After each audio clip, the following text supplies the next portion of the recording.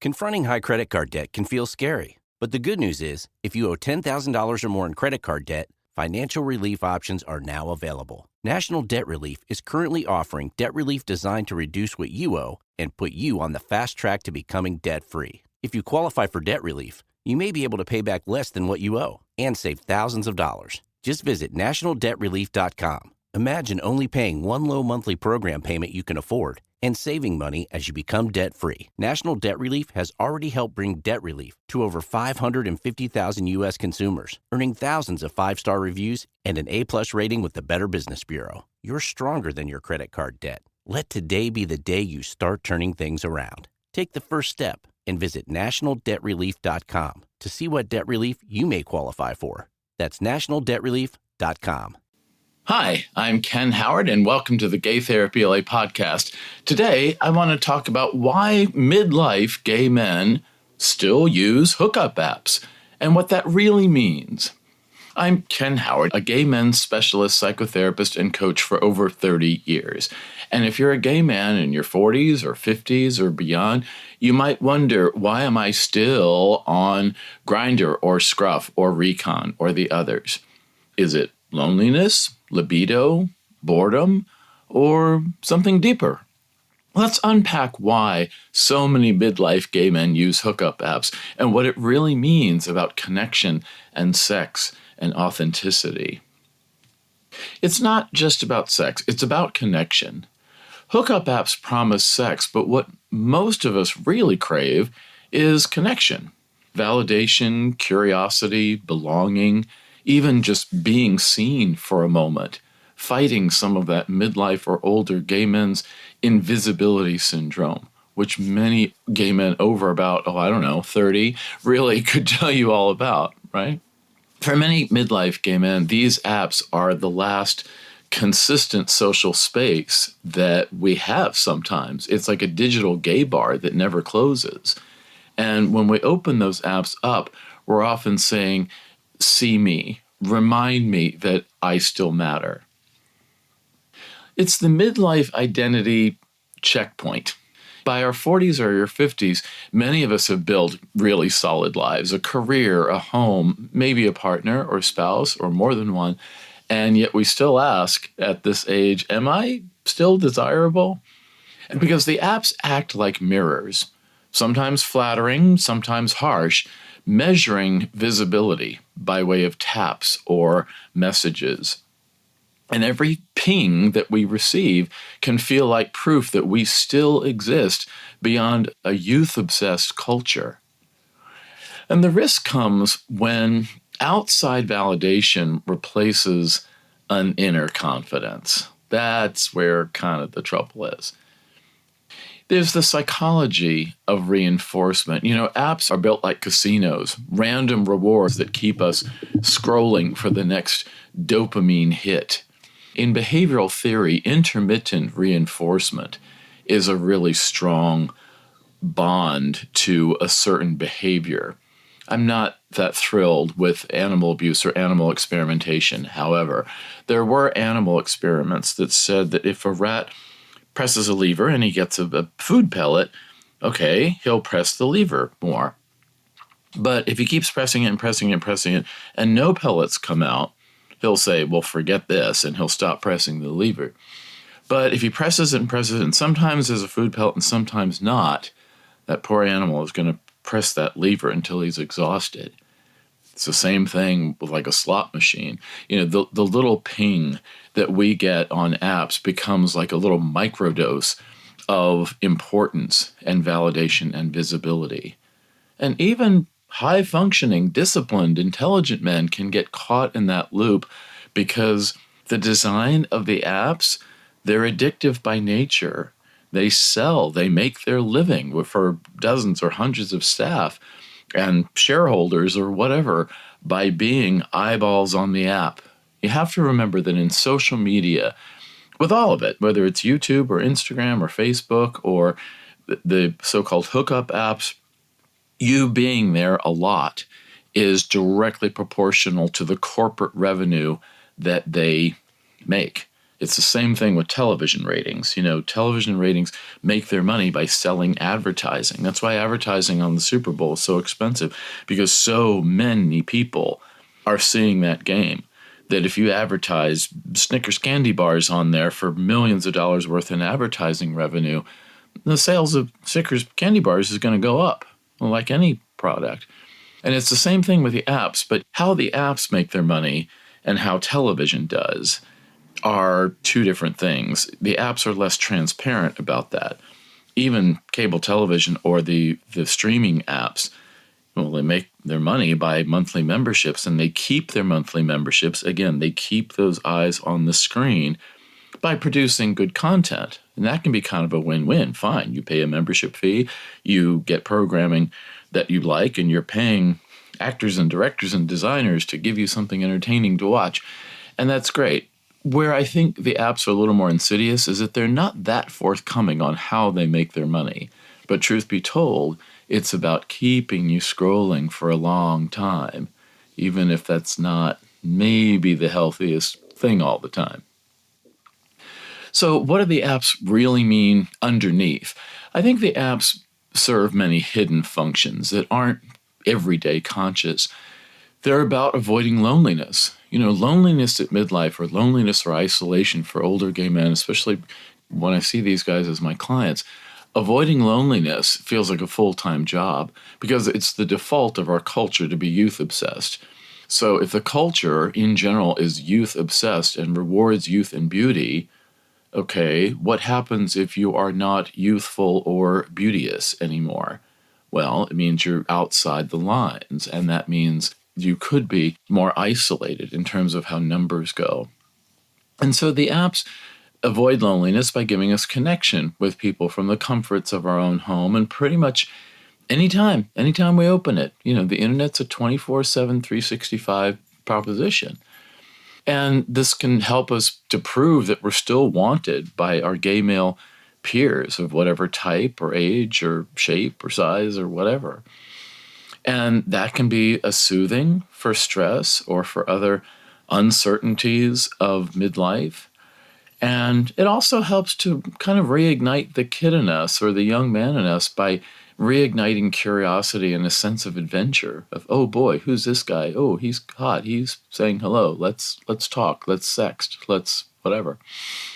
And it's not just about sex. It's about managing identity and aging and visibility. There's a theory that these are not really hookup apps. Hookup apps might be a misnomer. I think they're more about connection apps.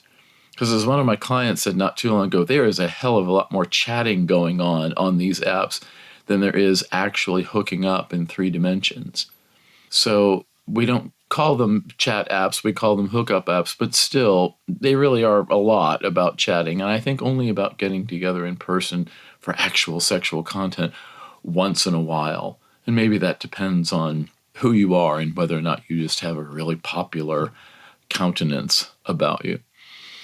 So let's look at when the app starts using you. The more we chase the online validation, the more real world, 3-dimensional, everyday confidence can erode.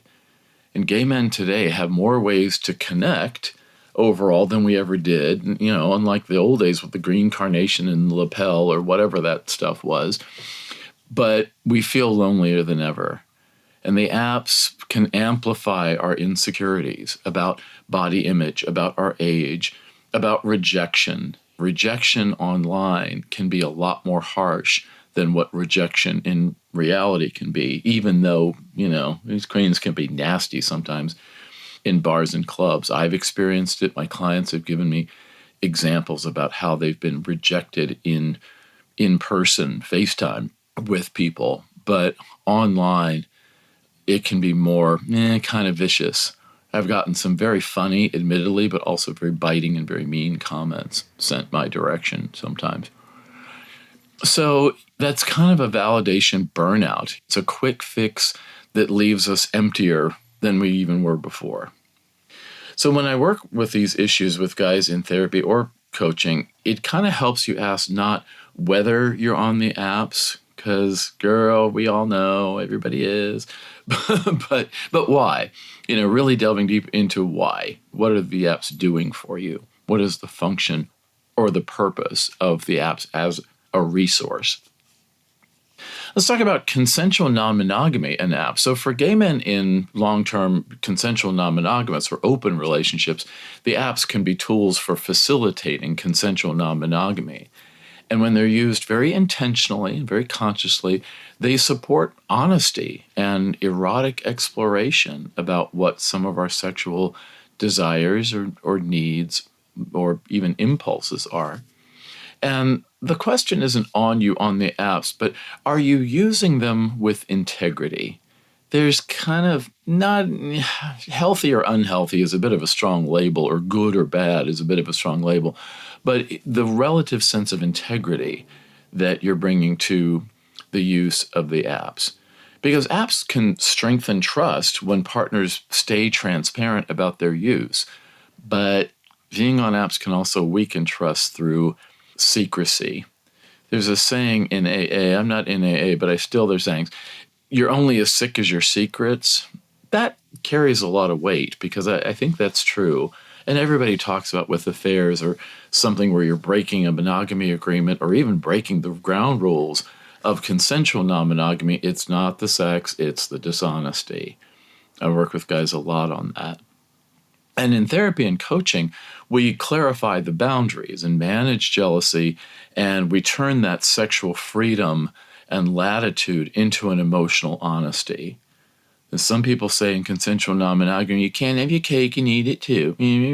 I think that's negative and kind of limited. I have worked with literally hundreds of guys over the past 33 years, gay men in relationships, who've come to terms with boundaries and come to terms with how you manage jealousy or abandonment in consensual non-monogamy. And that's if you're choosing that. I have so much training and I've worked with so many guys on consensual non-monogamy. I'm like the consensual non-monogamy poster boy or something.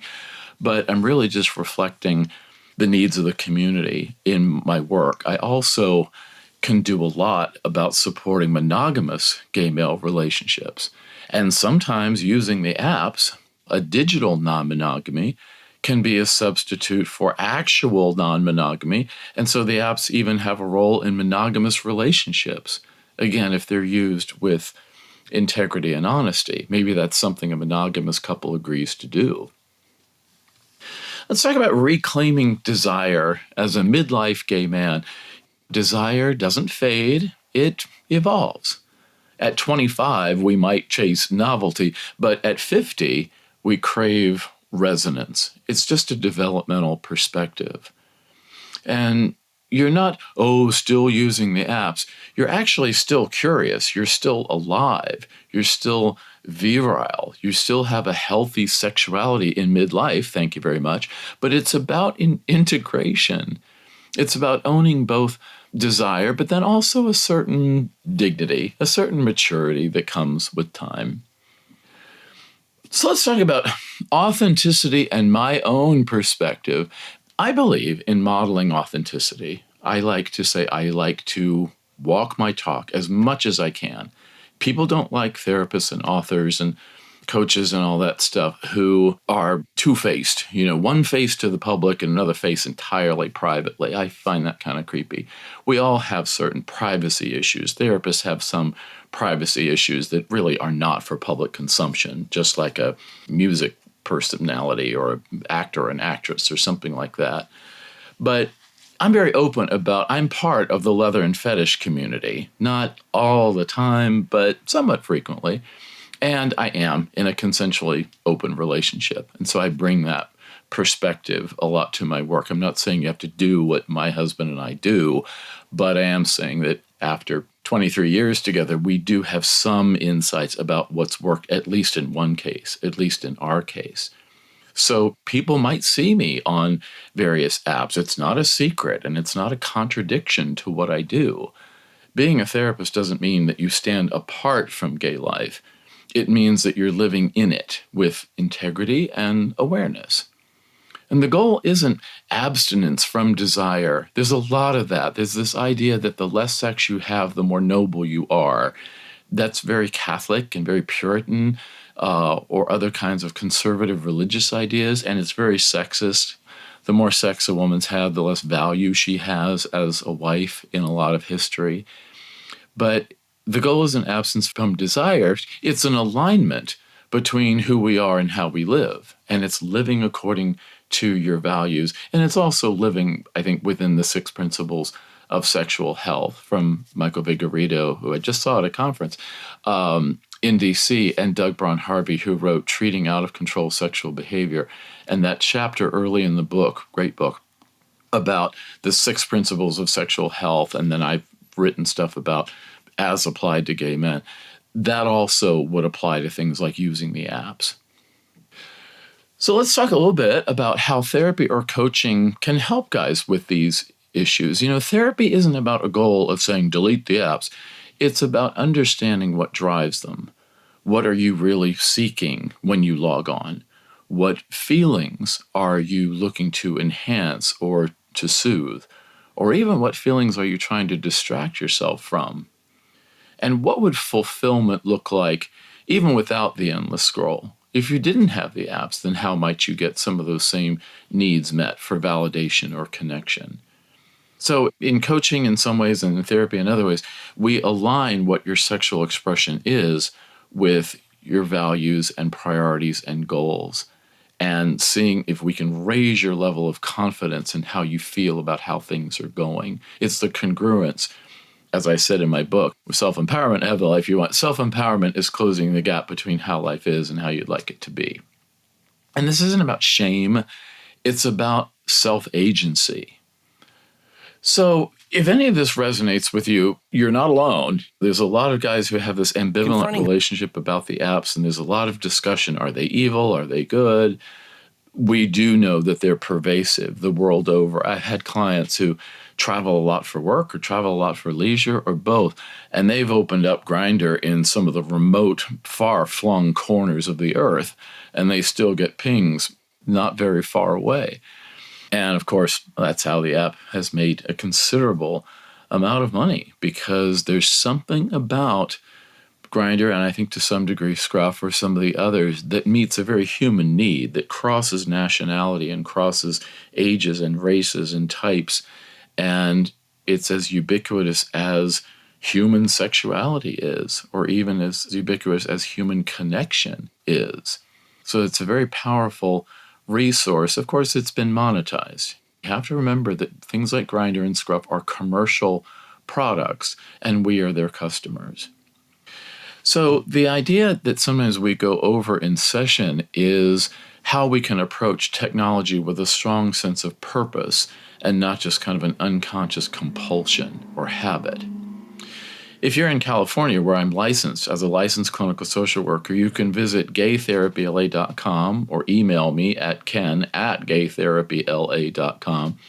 Outside California, it's gaycoachingla.com, or you can call or text me at area code 310-339-5778. That's 310-339-5778 for your free 15-minute consultation. There's not an obligation to work with me in sessions if you don't want to, but some people want to, after reading my stuff or hearing a podcast or reading a blog article.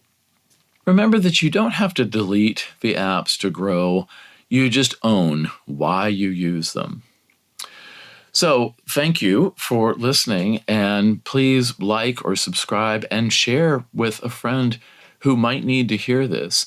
I want to try and spread the word about the guys that this podcast show is reaching and some of these ideas are reaching. So see what you can do, if you can, to promote that and kind of spread the good word. I'm really hoping this helps you or helps someone like you. So thanks, and I'll see you next time.